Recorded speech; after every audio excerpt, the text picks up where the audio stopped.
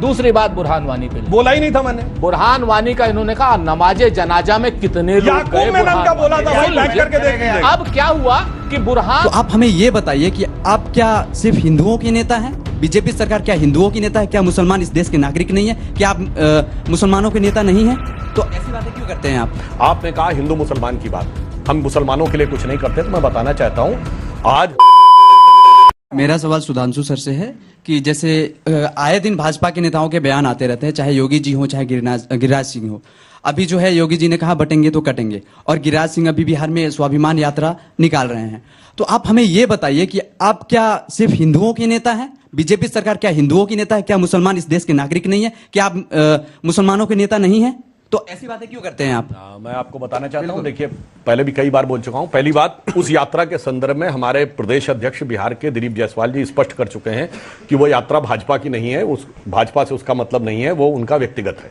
आपने कहा हिंदू मुसलमान की बात, हम मुसलमानों के लिए कुछ नहीं करते। तो मैं बताना चाहता हूं, आज हमने आरिफ मोहम्मद खान साहब को राज्यपाल बना रखा है, और मैं चुनौती से कहता हूं पूरे पॉलिटिकल क्लास में cutting accord the party line, उनसे बड़ा इस्लामिक मामलों का कोई विद्वान हो जो बात कर सके तो मैं चुनौती देता हूं। मैंने डॉक्टर एपीजे अब्दुल कलाम को हम लोगों ने राष्ट्रपति बनाया था।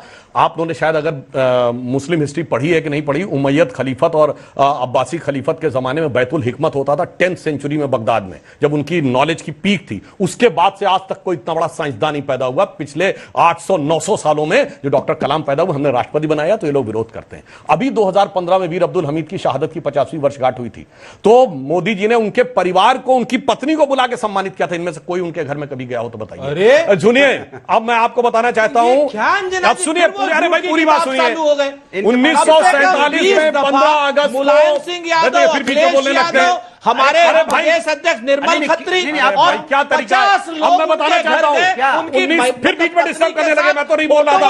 15 अगस्त 47 को लाल किले पर पहली शहनाई बधाई उस्ताद बिस्मिल्लाह खान ने, उन्हें भारत रत्न मिला। 2001 में अटल जी की सरकार में 50 साल सेकुलर सियासत में कभी नहीं मिला। इसीलिए मैं कहना चाहता हूं, डॉक्टर कलाम के नमाजे जनाजा में कितने गए बताइए?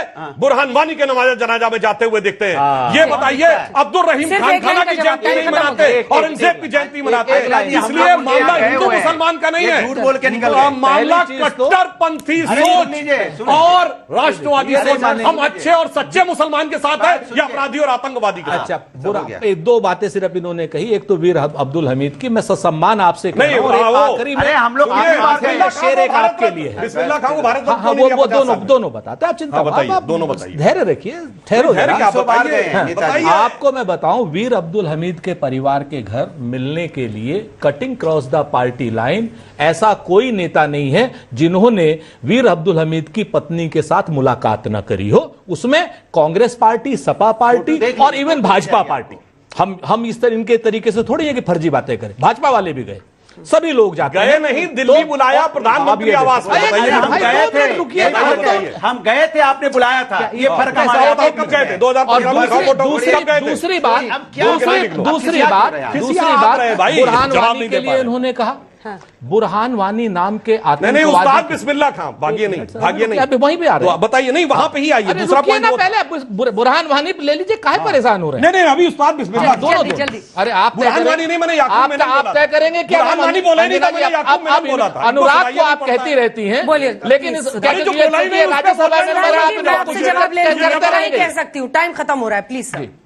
दूसरी बात बुरहान वानी पे बोला ही नहीं था मैंने। बुरहान वानी का इन्होंने कहा नमाजे जनाजा में कितने लोग गए। का बोला था, बैठ करके देख लीजिए। अब क्या हुआ कि बुरहान वानी के यहां 40 लाख रुपए लेकर के भारतीय जनता पार्टी के उप मुख्यमंत्री उनके घर जाते हैं, कहते हैं भैया गलती हो गई, बुरहान वानी गलती से मर गया, आप 40 लाख रुपया ले लो। ये इनका ऑफिशियल स्टैंड है बुरहान वानी नाम के आतंकवादी के साथ, जो मैं पहले भी पार्लियामेंट में बोल चुका हूं।